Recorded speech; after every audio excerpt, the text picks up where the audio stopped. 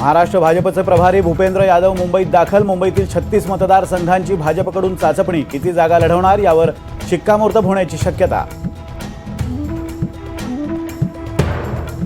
राज्य सरकारी कर्मचाऱ्यांच्या महागाई भत्त्यात 4% वाढ।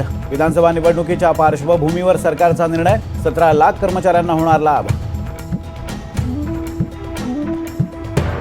एसटी कर्मचाऱ्यांचा जूनचा पगार लावण्याची शक्यता। राज्य सरकारनं निधीचा प्रस्ताव फेटाळला। 87,000 कर्मचाऱ्यांचा पगार रखडणार।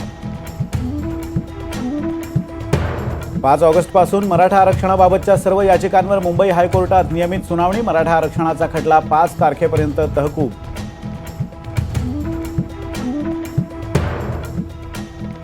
मिहिर शहाला 16 जुलैपर्यंत पोलीस कोठडी। वरळी हिट अँड रन प्रकरणी शिवडी न्यायालयाचा निर्णय।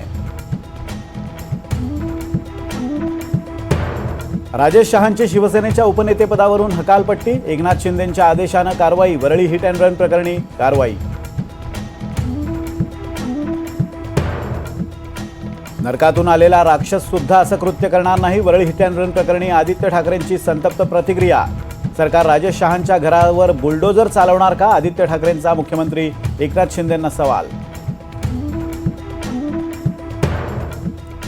पावसाळी अधिवेशनात सभापती पदाची निवडणूक होण्याची शक्यता कमी। निवडणूक घेण्यावरून महायुतीत मतमतांतर। सूत्रांची एनडीटीव्ही मराठीला माहिती। मुख्यमंत्री एकनाथ शिंदेंकडून कोस्टल रोडची पाहणी। सी लिंकला जोडणारा रस्ता 2 आठवड्यात वाहतुकीसाठी खुला करणार। मुख्यमंत्र्यांचं मुंबईकरांना आश्वासन। जुहूतल्या तपस बारच्या अनधिकृत बांधकामावर महापालिकेचा हातोडा। वरळी अपघातातल्या आरोपीचं याच बारमध्ये मद्यप्राशन। बारवर उत्पादन शुल्क विभागाचीही झाली आहे कारवाई।